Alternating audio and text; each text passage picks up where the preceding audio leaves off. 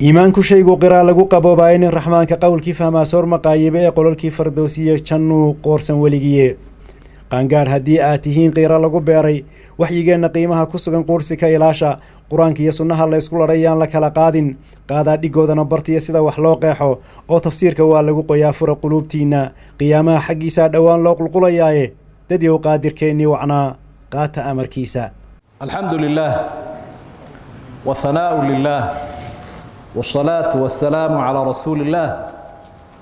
اللهم انفعنا بما علمتنا وعلمنا علما ينفعنا وزدنا علما. طبيعي صدق. فتلقى آدم نبي آدم وحى لكل مي من ربه كلمات إلهي سي وحى وكلكل ما إريه فتاب عليه إلهي النبي آدم كالتوبة أقبلي إنه إلهي هو التواب الرحيم وكالتوبة أطامها آدم أقبله ونن حريص بدن قلنا وحان ندبو لهيدي اهبطوا كدغا منها جنة حقيدا جميعا إذنكو دن فإما يأتينكم مني هديو إذي ما دا حقيقا هدى هانون حقيقا كيم هدو إذي سوقارو فمن تبع قفك الراعة أما عد الراعة هدايا هانون كيغا فلا خوف عليهم عبسيدو شودا ما يهانين ولا هم يحزنون من مرقون إياه والذين كفروا كوا قالوا بي وكذبوا بآياتنا آياتها يغنى بينيي أولئك أصحاب النار كواس النار أي لساحبهين هم فيها خالدون نار تانا ويكواريا آياتها سوحي قبقبويهين قصة نبي آدم عليه السلام إلهي وكور رمي بني آدم كان هلك وكصفر عمي inuu yahay aabihii basharka iyo xawa labada waalid buu ka soo farcamay bani aadam laakiin mata alla beesha waana been fikradda gaalku uu qabay Darwin la oran jiray ee oranaysa dadku daayeer buu ka yimi waa meel ka dhac sharaftii bani aadamku meel kaga dhacayo cadaynaysana jahligooda cadaynaysa kif inuu ku dhacay nabi aadam alla uu soo sheegay كيف إسقاهي وحوي جيت كي وعني جيت كوا لود ديدي وعني بركة هالك وحكم وقنا يلا بدو دوينه وضعناه كسوين كقار كود بايد هذا حوا سببه هاي نبي آدمين وقف كان قاله قرآنكم مشي وانا قف لبدو دي بقى وضع الصعودة إلى هذا فأزلهما الشيطان لبدو دي بقى كيف كوا كوا بعير توبت كان كانوا يكون الشراء أصلا وقصوين كلا إسرائيليات كونه نبي آدم إلهي وحو قد يقي إنه توبت وافتشي توبتنا إلهي حقي سأيا أقبل كذا لجهلا إلهي بقى وافتشيه مر لبعضك أقبله لبعض والله يسقط نبي آدم فتلقى آدم من ربه كلمات كلمة إلهي كلا كلمة إلهي سدان توبت كانا سدا توبت كان marka kelmadahan ilaahay uu kala kulmay waana kula kulmay uu kala kulmayo Allah uu hibeeyo siiyo yiri sidaas waa afkarashadayda la afkarteen toobada ku bixiya waa sidaas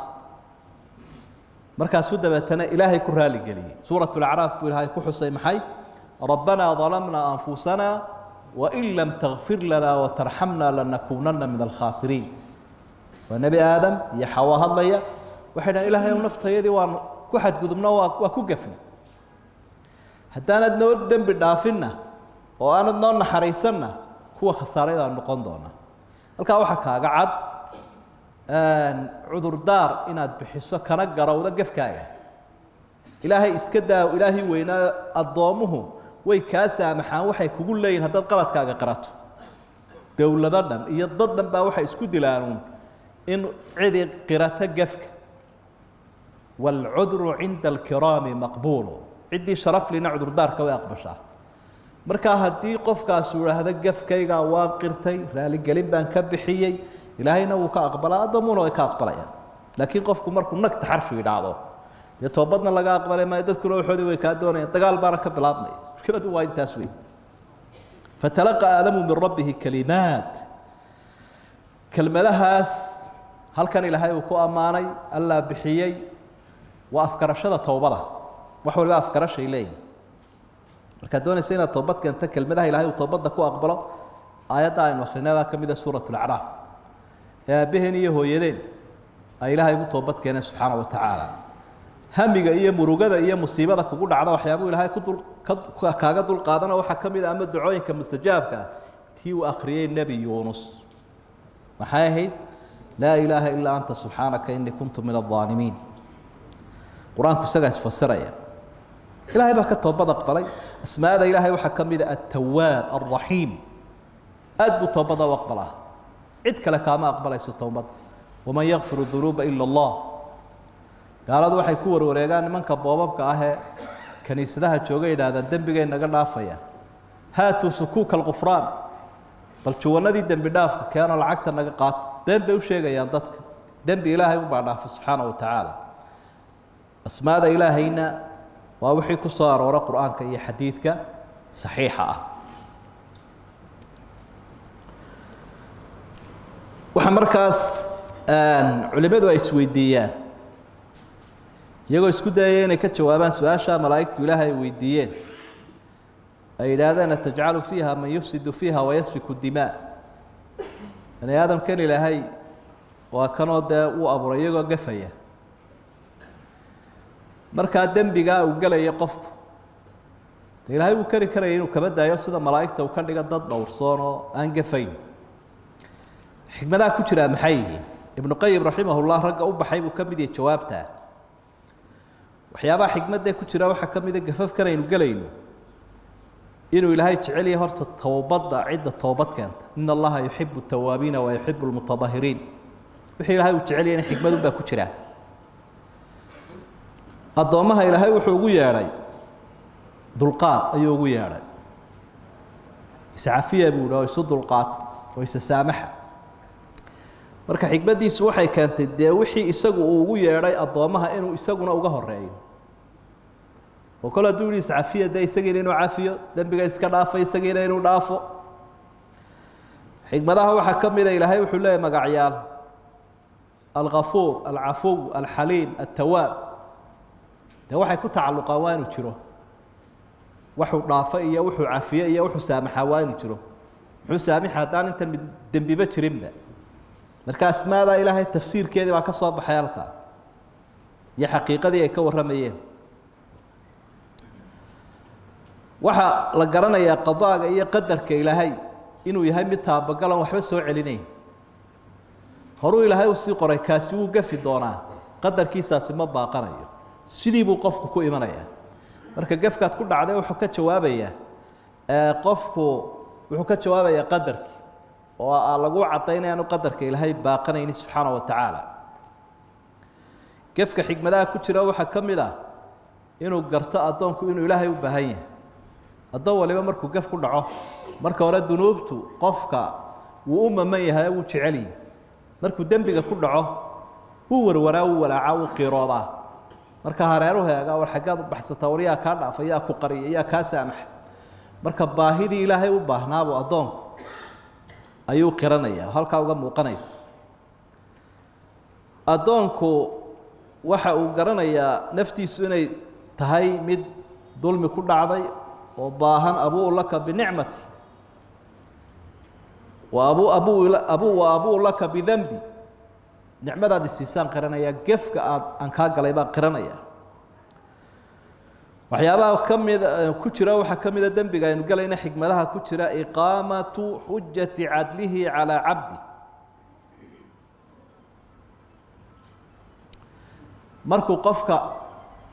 جواب كل عضاء أمر نبات وحقوس قيمين هتانو بين السوشيجين وحورنا يا والله يوحنا ذا يسقوعنا أن هذا مركي إلى هذا أصحابه والمصيبة أن حقين نقال على سو كان عدو جينا كعض إلى هذا يقول هو من عند أنفسكم يعني باتذن حقين نكتم مركا قفك ويسقيمين يا أو حورنا يا والله وحن إن جايني إن جاو الصبابة حكمة ذا دبي كتير وحكم ذا قفك هدي ودم بكرد عيو تدك كلا ayaa uu saamaxayaayo wuxuu og yahay inay iyaguba saamaxaan inuu isagu jecel yahay marka wuxuu leeyahay maadaam adiguba aad jeceshahay dembigaaga inay kaa dhaafaan adiguna kooda dhaaf isla yaabkii baa meesha ka baxaya si kale haddii loo eego qofku hadduu cid gef ka galo wuxuu ku dadaalayaa inuu saamaxo ilaan isaguba ilaahay buu saamaxaad ka doonayaa alaa tuxibuuna an yakfir allaahu lakum waxyaabaha xikmadaha ku jira waxaa ka mida isla weynaan maayo qofki daacadiisa iyo waxa uu samaynaya khayra la weynaan mayso oo markuu si miyir qabta u fikirayo wuxuu leeyahay oo kaasaad samaysay oo kaasaad samaysay oo kaasaad samaysay haddii la isu miisaamo sharkaaga iyo khayrkaaga dee maxay ka taraysa waxba ka tari mayso sidaa darteed baa nebigu calayhi salaatu wasalaam waxau yihi low lam tudnibuu lakhiftu calaykum maa huwa ashaddu min dalik alcawjub xadiidkuna waa sugan yahay haddii aydaan dembi ku dhacaynin balaayo ka sii daran baabaan idinka cabsanayo ah kibirka way isla kibri lahaydeen laakiin qofku labadii buu isu miisaamaya wuxuu odhanaya waxaad samaysayba dembiganaa ka badan waxa uu garanayaa qofku inna shaya yucrafu bidibdi baa la idhaha shayga cagsigiisaa lagu gartaa waa xikmadaha alfarq bayna adaacati walmacsiya xumaanta uu leeyahay macsiyada iyo dembigu ay leedahay waxaa lagu garan karaa daacadaad samaynayso daacad wanaag bay leedahay abaalmarin bay leedahay deganaanshay leedahay waxaa lagu garan karaa uun dee qofku markuu xumaanta arkayo ama ku dhaco cumar ibnu khadaab radia allaahu canh wuxuu lahaa allaha ka raali noqdo islaamka waxaa burburinaya ama looga yaabaa idaa nasha'a fi lislaami man laa yacrifu ljaahiliya marka uu islaamka ku barbaaro qofaan jaahiliyada iyo diin la-aanta iyo xumaanta ay leedahay qofaan waxba ka garanayn markuu diintan ku barbaaro ayaa loo yaabaa annagii laakiin jaahiliyada iyo ceebaheeda iyo xumaanteeda soo marnay macaanka islaamkaanu garanay marka dembiga xikmadda ku jirtaa waxa weeye daacada macaankeedaad ku garanaysa sidaa daraaddeed baa qofka imika dhallinyaro ah ee ciyaalnimada iyo howlahay lahayd iyo dembiyadeedii iyo soo maray marka dambe lala soo hadal qaado markuu hagaagay lala soo hadal qaado wuxuu war filimka annagaa gallo kusoo gubanay diganimaan gelin ma gubanine adeer inaga dah nin jabhadihii hore ahaayo islaamay oo ma khayrka kusoo biray imika haddaad tiraa dagaalla iyo wax taa annagaa kusoo gubanay iga daa buu odhanaya horaan u soo marnay waxa aad sheegayso laakiin kii aan xumaanta soo arag imika u hilaacaysa uu leeyahay anigu waan ka soo dulbooday marxaladaase bal inaan tijaabiyaan rabaa sidaa daraaddeed ba waxay odhan jireen culimada qaar ka mid ihi aqrabu nnaasi bilaafaati akaruhum aafaat cafwan macnaha waxay acrafu nnaasi bilaafaat akaruhum aafaat dadka ugu yaqaana musiibooyinka iyo aafada waa kuwa ugu aafo badan ila kii kale waxba kama yaqaan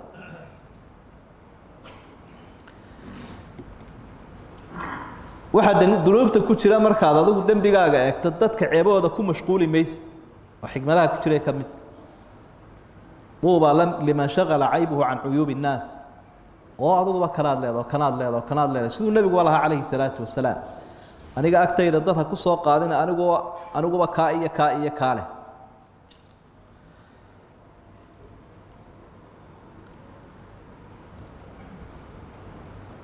waxaa runtii halkaa ka muuqanayo kale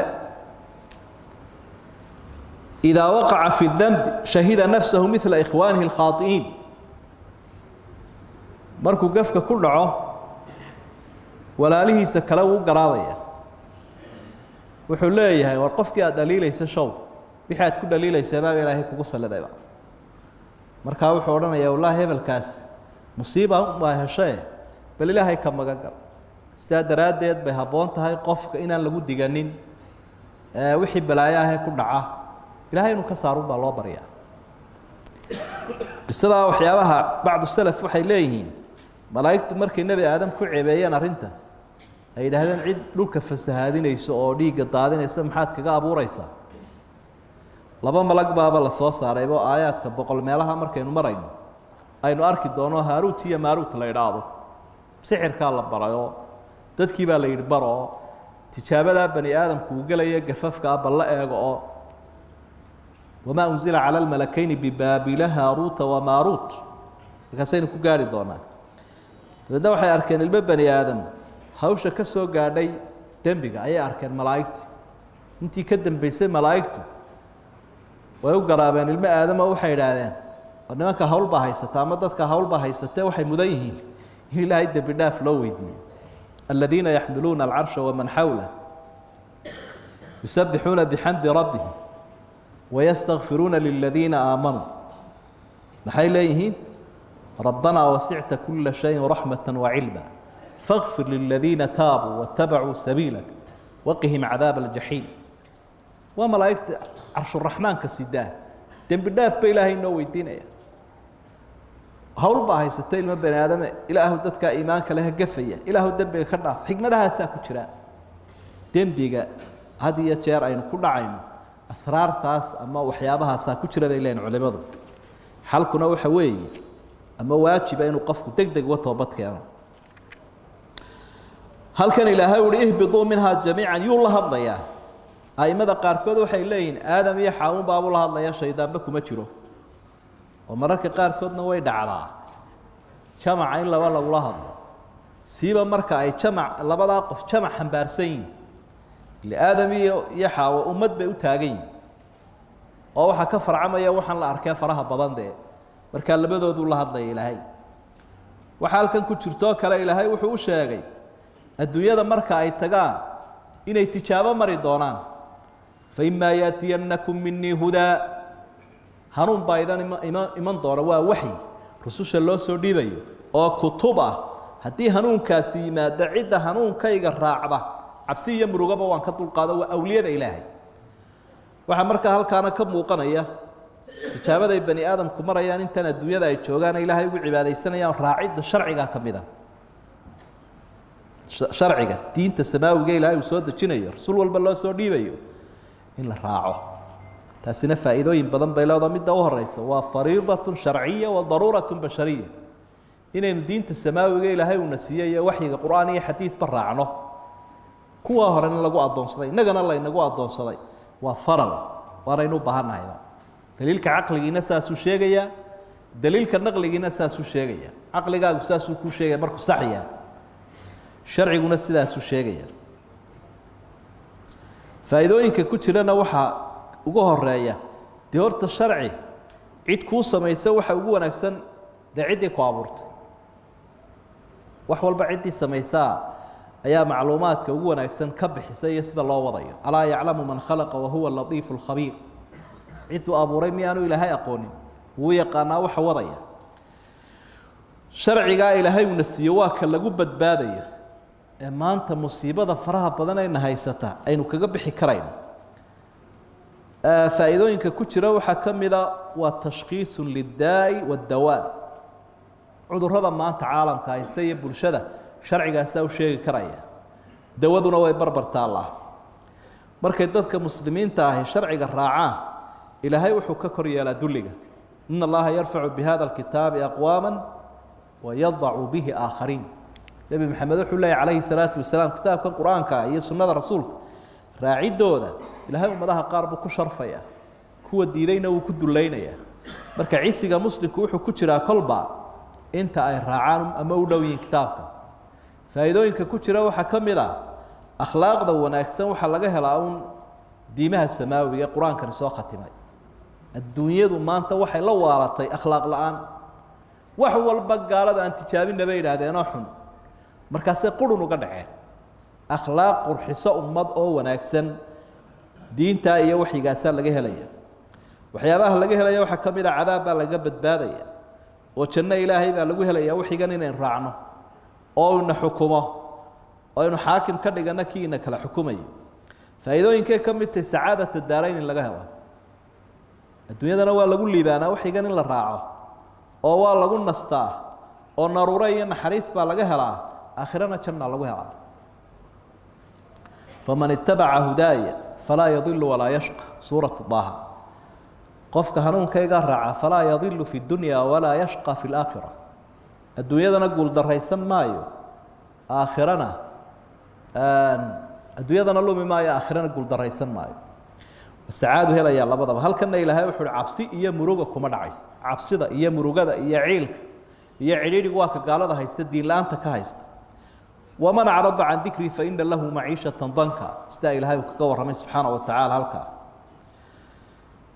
sidaa daraaddeed buu nebigu dardaarankiisii u dambeeyey calayhi salaatu wasalaam wuxuu lahaa calaykum bisunnatii wa sunnati alkhulafaa'i araashidiin almahdiyiin caduu calayha binawaaji waxyiga haysta oo gowsdambeedka dhiga maanta muslimka waxa dulliga ugu wacan iyo cadowga ka adkaada iyo guuldarrada waa diinta ilaahay ku dhaqankeedii ay ka tegeen sidaa ilaahay baa uhi waladiina kafaruu wakadabuu biaayaatina ulaaika asxaabu nnaari hum fiiha khaaliduun yaa banii israa'iila buu ilaahay reer banu israa'iilow udkuruu nicmatii nicmadaydii xusa allatii ancamtu calaykum nicmadaasoo aan idi siiyey wa awfuu bicahdi ballantaydana dhammaystira uufi bicahdikum aniguna ballantiinaan dhammaystiri wa iyaaya farhabuun anigoo keliya iga cabsada wa aaminuu rumeeya bimaa anzaltu qur'aankanaan soo dejiye nebi maxamed u keenay musadiqan limaa macakum isagoo rumaynaya oo waafaqsan kutubtaa haysataan walaa takuunuu ha noqonina awala kaafirin bihi cidda ugu horayse ka gaalowda walaa tashtaruu biaayaati aayadahaygana ha ku iibsanina hamanan qaliilan lacag yar wa iyaaya fattaquuni aniga oo keliya iga cabsada walaa talbisu lxaqa xaqa ha ku dheehina oo ha ku khaldina oo ha ku darina bilbaaili waxa burayan waxba ka jirina baailka ah wataktumu lxaqa walaa taktumu lxaqa xaqa ha qarinina wa antum taclamuun idinkoo garanaya ilaa 41 meelood ayaa ereyga yaa bani israa'iila soo noqonaya isagoo ya wato majruura ama mansuuba meel quru marfuuc lahay ayuu marfuuc noqonaya oo markaa banu israa'iila uu noqonaya inta kale waa bani israa'iila waxa markaa halka aad ka arkaysaa qisadaas inay tahay qisada ugu badan ee ilaahay uu soo celceliyo qisada ummadaha marka la eego qisooyinka mu'miniintu ay leeyihiin aad bay u soo noqnoqdaan laakiin ummadaha shisheeye qisada ugu badan ee soo noqnoqota weeye nabiyullaahi muusa calayhi salaam isagana magaciisu 130 meelood buu taqriiban ku soo noqnoqon doonaa qisada xigmado badan baa ku jira bay leeyihiin culimadu xigmadaha sababta ilaahay uu soo celcelinayo xigmado badan baa ku jira xigmadahaasoo ay ka mid yihiin horta intaynaan taa gaadhin israa'iil ibnu cabbaas wuxuu leeyahay waa cabdullaahi addoonkii ilaahay weeye israa'iil waxaana weeye yacquub taana waxaa caddaynaya xadiidka saxiixa ah oo sheegaya nebiga calayhi salaatu wasalaam waxa u yimi koox reer banu israa'iila markaa wuxuu u weydiiyey wuxuu ku yihi aabbihiin sowmuu ahayn yacquub markaasay idhaahdeen haa markaa yacquub baa israa'iila intii ka faracnaydna waa reer banu israa'iil sababaha loo soo celceliya waxaa ka mid ah siduu qur-aanku uga warramayaabaa kala duwan oo mararka qaarkood wuu ammaanayaa mararka qaarkood wuu eedaynayaa bal tafaasiisha dariska damaynu ku arki insha allah وهذا ما أقوله وأستغفر الله والله سبحانه وتعالى أعلم يا منزل الآيات والفرقان بيني وبينك حرمة القرآن اشرح به صدري لمعرفة الهدى واعصم به قلبي من الشيطان